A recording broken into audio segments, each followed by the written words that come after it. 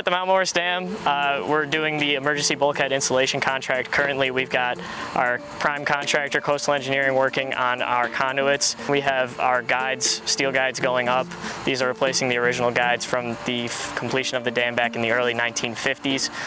The old steel has been degraded over time, so we're coming through with a newer piece of steel, painted, weather resistant, basically for the environment we're going to see. Our contractor today is out drilling and epoxying and placing and testing all of our new chemical anchors, then performing a jacking pull test. To pull test our anchorage, our contractor has acquired a mechanical jacking system.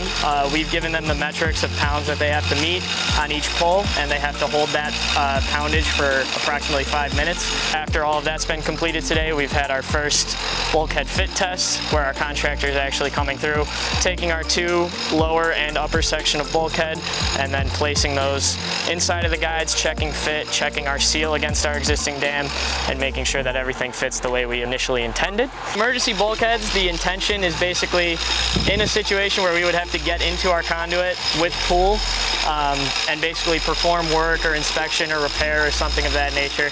Basically, our dam staff would come in, the bulkheads would be inserted into our guides.